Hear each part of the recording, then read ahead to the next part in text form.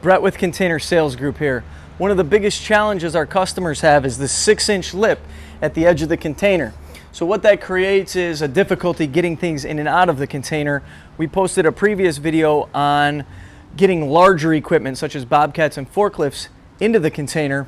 But what we're going to show you today is just simple usage, lightweight ramp. If you're interested in something like this, you can check out the description below and you can go ahead and purchase one of these. And again, very simple, very lightweight. All you do, this is for loading and unloading basic items. Set it up on there. If you got an item such as a dolly, something simple like that,